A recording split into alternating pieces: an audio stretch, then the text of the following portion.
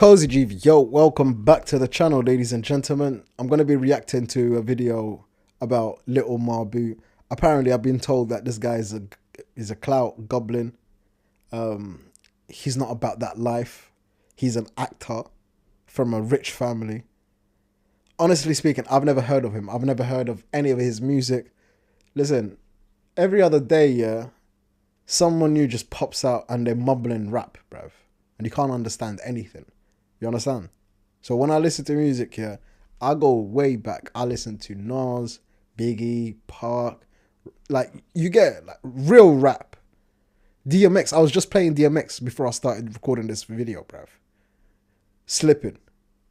Anyway, without further ado, let's just get straight into it because I know I'm going to enjoy this one.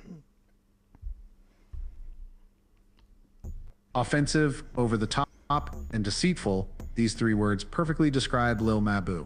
Once hailed as the golden boy, the bright future of drill rap, How, he's now bruv? a clown despised by audiences. He From looks being like a fucking ejected from clown, an like, NBA literally. game for a crass shoelace tying stunt with his girlfriend Bonnie Blue, an adult film actress. Wait, what? Oh my god! What is that? To clumsily mimicking 6ix9ine in his gangster persona, to staging self-injury and absurd street antics. Like, just look for at him, man. views. Step by step. Like, look at him. How could you not see he's a fucking actor, bruv? Who the fucking acts like that, bruv? While they're rapping. Who the fucking raps like that, bruv? Fucking hell. Bunch of fucking actors, bruv. Drill rap prodigy image collapsed, leaving behind a symbol of absurdity and betrayed trust. Why you lacking? Lacking? What you mean, bro? Like, oh, you know where you at right now? Like, bro, I really take everything off. Who the bro. fuck is Like, this interviewer as well, bruv? Outside Dolly, you know Mabu's body, bro. Yo, Mabu, like, what you got on you? Like, oh, he got the now. Bro, my guy built like a toothpick, bruv. Literally built like a toothpick. Put some meat on your bones, bruv. It's hard to believe that just months ago, Lil Mabu was celebrated as a New York drill rap phenomenon. His track Mathematical Disrespect soared to hash looks like a 47 shaved on bird, the Billboard bruv. Hot 100, went viral on TikTok with tens of thousands of videos, and turned a private school kid into the golden boy of Gen Z hip-hop. Like, seriously, Collabs with Fivio Foreign how and the Didi fuck Osama had... were Listen, how the fuck did anyone... Listen, if you took this guy seriously, yeah, the joke is on you. I'm laughing at you, bruv. Real talk. Like, how the fuck you take anyone like this serious, bro? This guy here. He looks like a shaved bird. Like, literally. Have you ever seen a skinny desert rat? Like, do you know what a desert rat is, bruv? Fucking hell. seen as launchpads to stardom, convincing many he was the future of drill rap. But from Billboard to NBA, from golden boy to clown rapper, Lil Mabu's career plummeted in just one short year. Good. So why did a star once praised as a generational phenomenon slide into a public laughingstock? He looks Why like did one. viral glory so quickly turn to scorn and ridicule?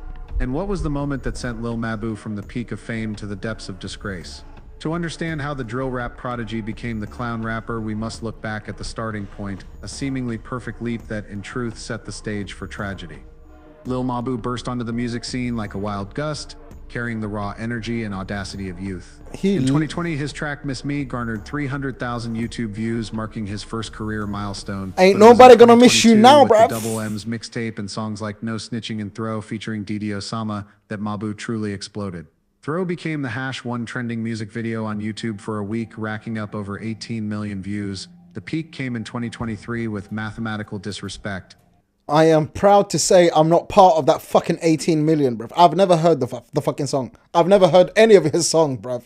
And thank goodness that shit didn't come on my For You page or while I was scrolling doing something, bruv. Fucking hell, bruv. A TikTok viral hit that cracked the Billboard Hot 100's top 90. With these numbers, Lil Mabu wasn't just a teen rapper, but a cultural phenomenon, a symbol of rebellion idolized by youth. Mabu's success rode two massive waves: the rise of New York drill and TikTok's viral power. Drill, with its pounding beats and raw street life lyrics, was at its cultural peak, captivating millions from Brooklyn to the world. Mabu, with his urban fashion and confident flow, brought a fresh twist to the genre. TikTok was the perfect launchpad, turning his songs into sensations through thousands of dance and trend-chasing videos. He didn't just rap, he masterfully leveraged social media, dominating Instagram, X, and features in Complex and XXL. To the public, Lil Mabu was an independent artist who rose through talent and creativity. He literally looks like a fucking industry plant. What do you mean, bruv? He literally looks like a fucking industry plant. Are you meant to tell me this guy had fucking talent and he worked his way up? Like, he's seen it all, yeah? He's got that grit that made him be what he is, yeah? He's a fucking industry plant, bruv. Fuck you mean? Nobody in Thailand heard of him. Nobody in Vietnam heard of him. Nobody in Singapore. Nobody. The rest, bruv, nobody's ever heard of him. If anyone has ever heard of him, he hasn't spread further than fucking Europe, bruv. Fucking hell, bruv. Little Mabu. Fucking hell, bruv. Young dreamers to break boundaries. But as the world swooned over this image, a truth began to emerge like an unhideable crack. Tell us the truth, bro. As predicted, by early 2023, the image Lil Mabu meticulously built in the public eye crumbled in an instant. His true identity was exposed. Matthew Peter DeLuca wasn't a kid raised amidst gunfire or scraping by on the streets, as his raps suggested. What was he? In reality, he grew up in wealth, living in a $1 million, 3,000 square foot Upper East Side apartment in Manhattan, and attending. This fucker can't. Okay, let's read it quickly. He lives with his parents, 5 bed, 5 bath. 3,327 square foot condo in Upper East Side. Listen. I've watched too many gangster movies, yeah, about New York, yeah. I've watched too many episodes of Power, yeah, to know Upper East Side ain't cheap. You get it? I've watched too many episodes of New York shows. You get it? American shows. Especially when it comes to shit like this, bruv. You telling me your Upper East Side, this guy, he's living there with his fucking... And it's a condo. Listen, my house ain't even fucking... Listen, my house, I don't even think... It's barely fucking... Listen, I got a living room. I got a bedroom. I got a toilet. And I got a kitchen. And this is the UK. I live in a Victorian house, yeah. It's like, it's been broken into flats, you get it? So I know I'm nowhere near 100, let alone 1,000, bruv. But my guy's at 3,000. Bruv, this is the perfect example, yeah, of an industry plant who just popped out of nowhere. Kawalis, the fucking youth, yeah. Kawalis basically means brain rot the youth, innit? It basically means discombobulate, you know, discombobulate the youth. That's what they doing, bro. These people, bro.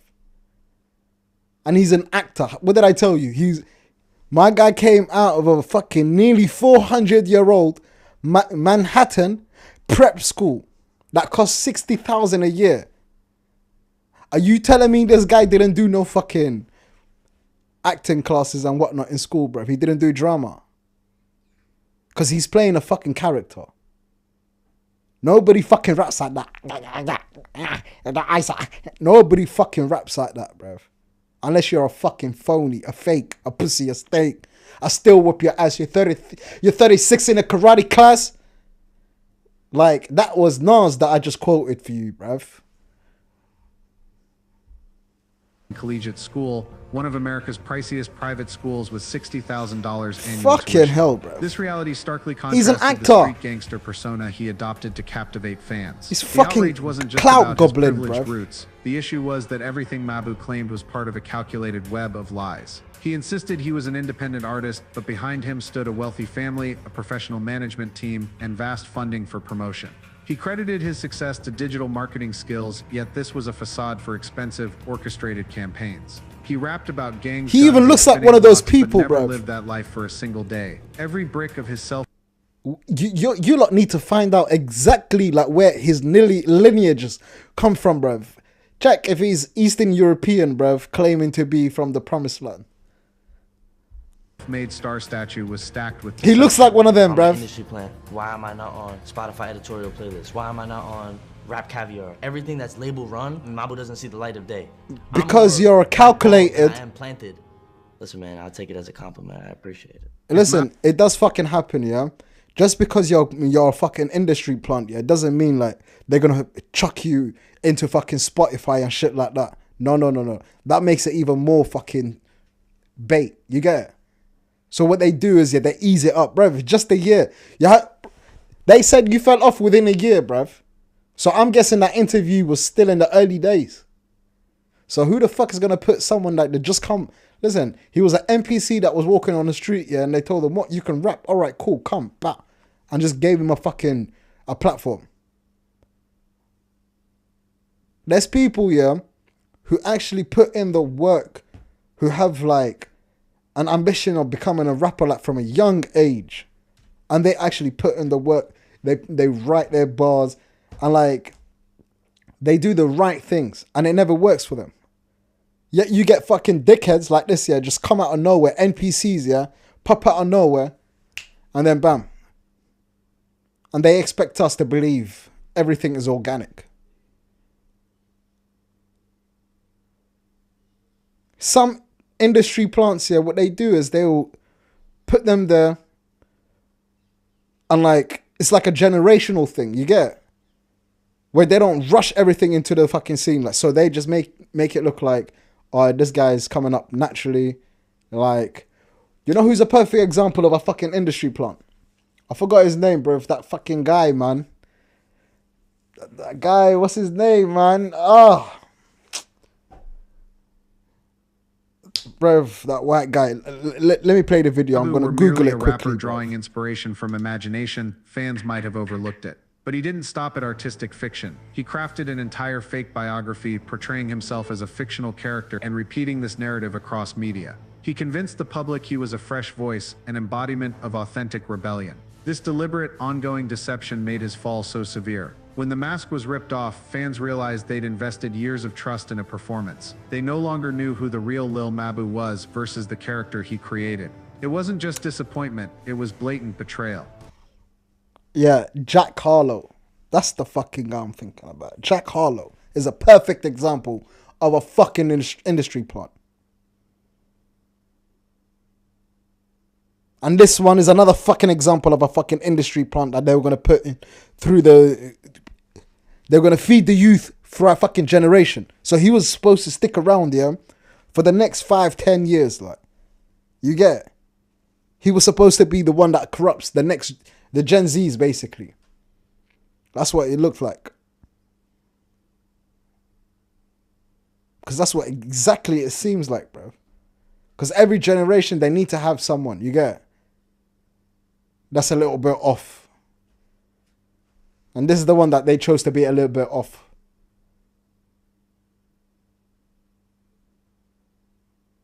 A rich kid from the fucking Upper East Side, Manhattan. The severity deepened when it touched on cultural issues. Drill rap isn't a fictional stage. Born from impoverished communities, each lyric is a testament to blood, tears, and death. Literally, like, it's a fucking insult as well, bro. Tool, a cry from a harsh reality.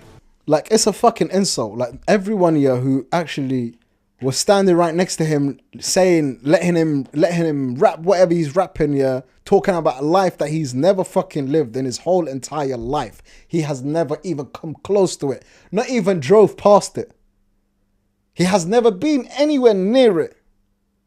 Yet he's rapping about it and having that fucking, like that fire in his belly, like he went hungry and shit like that. But then again, the people that actually live that life, who went hungry and whatnot, who are trying everything that they can here to be heard or blow up and whatnot, yeah, to go viral, it's not working for them, because you have imbeciles like this NPC clout goblin chasing guy, yeah, come out of nowhere and is given a platform. And they expect people to like them after they get exposed. You never live that life. Why are you rapping about it, bruv? It makes no fucking sense. And then the people that are right next to him, yeah, listening to rap these raps, yeah, like, are they not questioning themselves? Like, what the fuck are you talking about? Like, why are they not saying anything? Why are they being taken a mug out of? Why are they being treated? Why are they being disrespected right in front of their eyes, bro? And they're not doing nothing. I just don't get that. I just don't get that. How could you be disrespected, yeah, right there in front of you, and you're still not doing nothing about it? How, bruv? But Mabu turned their pain into a prop for his personal brand. He donned a gangster persona not to reflect lived experience, but to mimic a culture. He commodified poverty and violence, real tragedies for thousands, into entertainment for views and profit. Literally. To the drill community, this wasn't just inauthenticity, it was a profound insult. This is exactly what I was just public's thinking. Reaction was explosive. On Reddit, one user bitterly wrote, "He calls himself independent, but he's just a rich kid whose parents bought his fame." On X, #Lil Mabu fake shot to trending, accompanied by countless memes branding him a clown rapper. A comment on Genius cut deep, "A white kid from a private school can't rap about spinning the lot." Comparisons to Slim Jesus, a rapper mocked for rapping about a street life he never lived, abounded. But with Mabu, the anger was greater, as he didn't just fake it, he had the privilege and money to turn that falsehood into a real career, deceiving a generation of fans. In this context, fans hoped for at least an acknowledgement, a reckoning. But Mabu chose the worst path, doubling down. He offered no explanation or apology, instead releasing staged videos of shooting guns in a Williamsburg restaurant, as if to prove he was real gangster. He repeated literally, mantras he's like, an "No actor. label needed, and I did it all myself," despite evidence to the contrary. This defiance turned disappointment into fury. Fans no longer saw an artist protecting his image, but an arrogant rich kid mocking their memory and emotions. From a promising phenomenon, Lil Mabu slid into tragedy. He didn't just lose trust, he became a laughingstock in the rap community. And in that moment, a new chapter opened. Instead of salvaging his reputation, Mabu dove into desperate stunts to cling to his fading spotlight. As his street gangster image began to crumble, Lil Mabu didn't try to rebuild credibility with quality music or sincerity. Instead, he dove headfirst into outrageous stunts, cheap clickbait, and carefully staged drama to cling to his fading spotlight. These desperate moves turned him into a symbol of contempt, disgust, and outrage, plunging his career into an inescapable abyss. In 2024, Mabu fired the first shot in a series of shocking stunts to stay relevant. He posted an MV staging a self-endangering scene, complete with a dramatic effect of him tumbling into a car. Captioned, "Rap snippet gone wrong, #Oppie Day." It racked up over 5 million views. But instead of impressing, it was immediately called out as fake. "I'm an editor, I have that effect on my hard drive." Another mocked, "If that was real, no way he'd get up like that." Facing skepticism, Mabu boldly admitted, "I made that video because I know that's the image people have of me. I deliberately put out stuff like this." This not only confirmed the staging, but showed he was willing to exploit his controversial image for views, regardless of public backlash.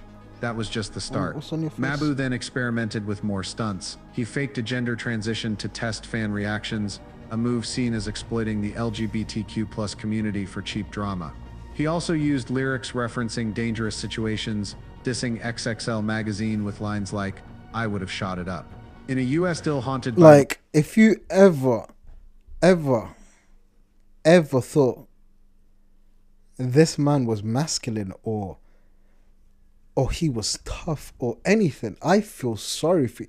Listen, you need to go find some real role models, bruv. Real talk. If anyone that's watching right now thought that this guy was tough and scary, oh my goodness. I feel sorry for you, bro. You have not lived life. You haven't seen the world. You have not seen the world. He's not an actor. He's an actress, bro.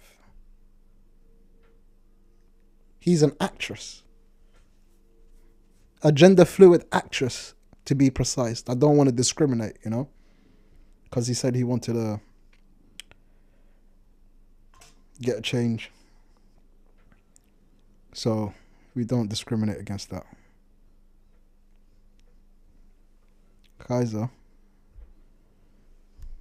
you're hitting the Real king world with it, tragedies, this was deemed not just thoughtless, but irresponsible, toying with collective fears. A Reddit user wrote bluntly, Mabu's giving off the wrong energy. I know it's fake for attention, but someone's gonna teach him a real lesson soon. Undeterred, Mabu dragged figures like Bonnie Blue and Chrisean Rock into salacious drama to boost his name.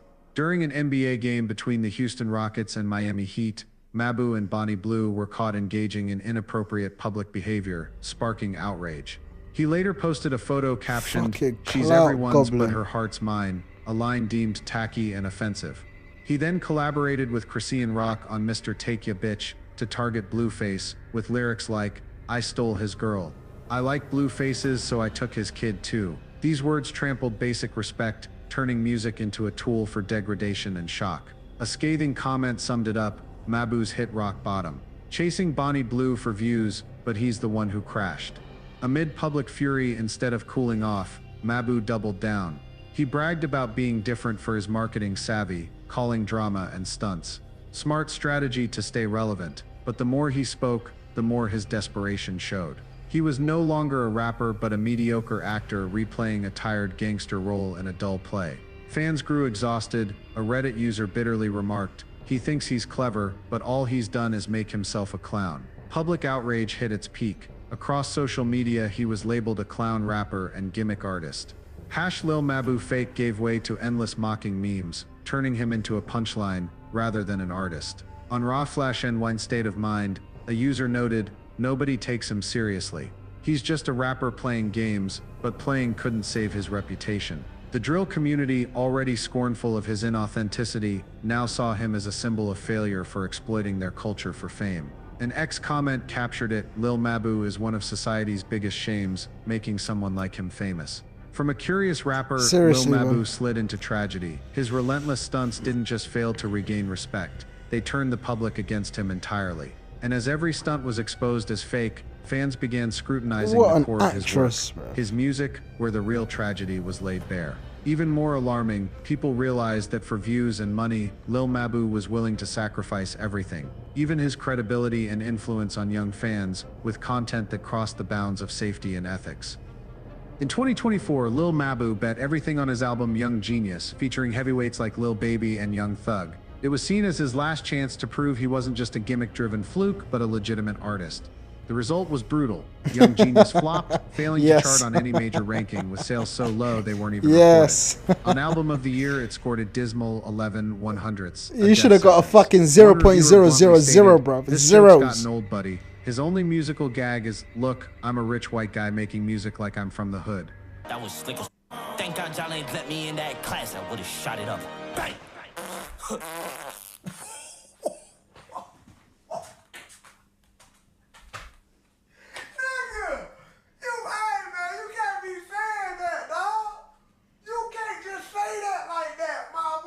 The failure of Young Genius was the final straw, exposing the full consequences of years of lies and stunts. Former fans felt betrayed, realizing Mabu lacked artistic depth and relied solely on gimmicks to stay relevant. The rap community compared him to Slim Jesus or 6ix9ine in it, names mocked as clowns for turning their careers into jokes. A Reddit user fumed, "Lil Mabu is why white rappers get hate. He's just milking money from angry 12-year-olds." The drill community, already fed up with his inauthenticity, saw him as a living testament to the failure of those who build careers on deceit. Drill is for certain people. Every drill rapper who worked with him should be ashamed. Ironically, instead of owning his mistakes, Mabu blamed the audience, claiming people don't get my music. He rolled out more stunts, but they fizzled out. His new videos barely hit a few million views, a fraction of his peak. He tried to cling to relevance with controversial collaborations, but they felt like the last gasps of a dead career. The public's patience was gone. Every move was seen as the laughable act of a has-been chasing old glory. The fallout wasn't just a failed album, it was total collapse.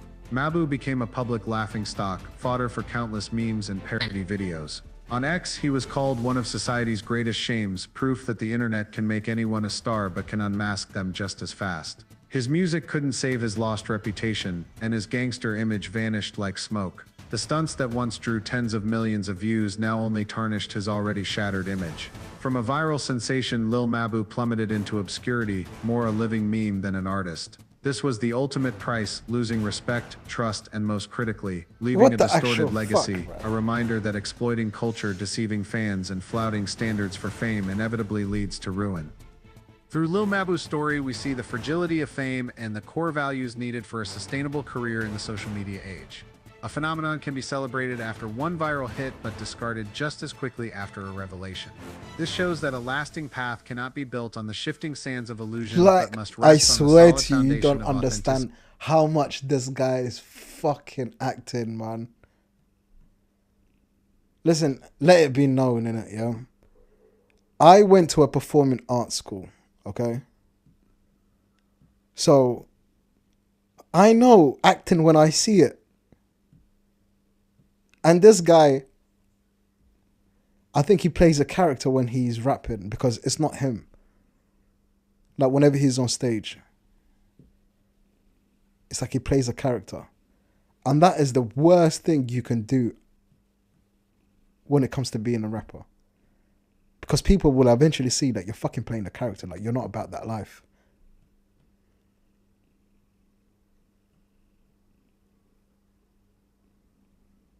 But then again, I don't think it was 18-year-olds. I don't think it was grown, like, young adults who actually listened to this fucking dickhead, bruv. I think it was just probably 10, 11, 12-year-olds, bruv. No way there was grown adults listening to this guy, bruv. No way. And if he was, you need to fucking reevaluate your whole life. Reevaluate it, man. Persistent effort. Authenticity is paramount. Fans may be captivated by an artist's melodies, style, they need to reevaluate, persona, but trust keeps them loyal. Once trust is betrayed by lies or a fake persona, a career crumbles like a building without a foundation. People can make mistakes or fail, but a lack of sincerity leaves irreparable cracks. Respect for culture and community is equally vital. Art is tied to social context, real stories, and lived experiences. Turning those into props for self-promotion not only erodes respect, but insults an entire cultural foundation. In a globalized era where cultures intertwine, respect and empathy become the measure of true creativity versus exploitation. Gimmicks may spark fleeting attention, but they can't replace substance. A shocking video, stage drama, or quirky stunt might grab the spotlight, but audiences ultimately ask, is the product quality? Without a yes, stunts leave only emptiness. Attention is temporary, respect comes from real value. Public trust is the most fragile asset. Audiences may forgive failure or mistakes, but betrayal is harder to pardon. Once trust is lost, salvage efforts are often futile. This holds true beyond art. In personal relationships or business, trust is the glue. When it breaks, everything built on it collapses. Lil Mabu's downfall isn't just one person's collapse, it's a verdict on an artist who built a career on falsehoods and gimmicks. Once celebrated as a Gen Z phenomenon, he plummeted from stardom to ridicule, leaving behind not an artistic legacy, but a name tied to contempt and mockery. Lil Mabu lost everything: the respect of the music community and the trust of his young audience. The public may be intrigued by novelty and stunts, but they won't forgive when the truth is exposed. From a shining star, he became a symbol of unmasked deception, a punchline in the very world he once craved to dominate. That's the price of a career that sacrifices everything for views and money. In the social media era where anyone can become a star overnight, Lil Mabu's story is a warning not just for artists, but for audiences. It raises the question, are we still discerning enough to distinguish true talent from glitzy deception? For Mabu, the answer is clear: scorn, ridicule, and a career dissolved in laughter.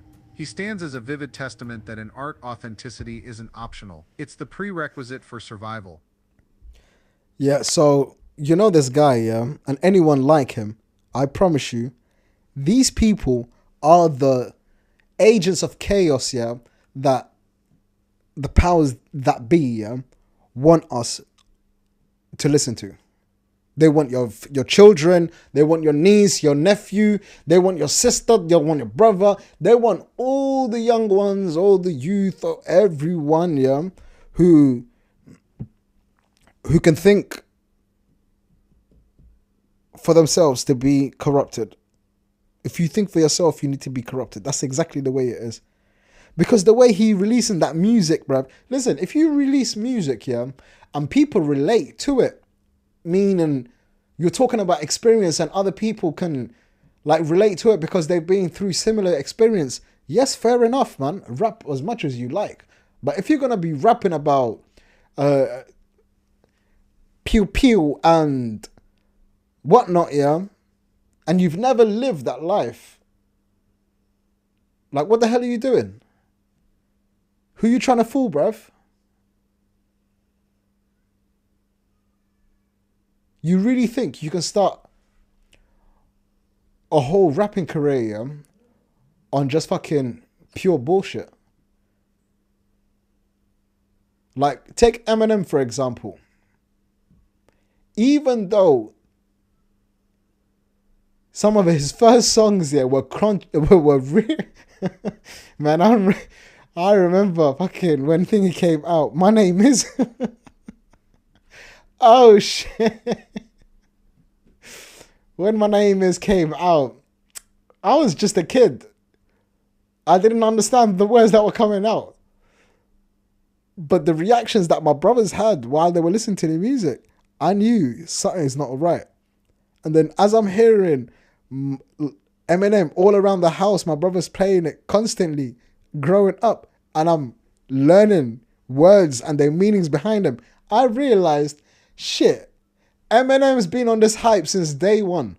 But the reason is, yeah, Eminem came at a time, yeah, where people, there was no fucking internet, man. There was no social media. There's none of this. Do you understand? So Eminem was easy relatable because he was saying things, yeah, that we never heard before. So people liked Eminem. And like his storytelling, yeah, was on a whole different level as well. Like he'll hook you in from the first sentence. Like this is someone who had a career spanning decades. And he kept on getting new fans. Like my older brothers were fans of Eminem. And then I grew up, I became a fan of him, of his. My nephews grow up, they're a fan of him. So you see what I'm saying? Whereas fucking Lil Mabu or Boo Mama, whatever his name is, bruv, he couldn't even last fucking a year. I love it. I fucking love it. I hope he doesn't come back to the scene, bruv. Listen, I'm fine with Eminem, bruv. If Eminem is the only white rapper, yeah, ever known to society, yeah, I swear down. Trust me, you guys don't need anyone else. He's holding the baton for you guys, man. Literally, bro. He's holding the baton. Please, don't do that to Eminem, bro. Let him be the only guy for you guys, bro. I promise you, he's doing a good job for you guys, man. Like, seriously. And if you decide, yeah, to become a rapper, yeah, at least rap about something that we can relate to you with, man. Come on, man.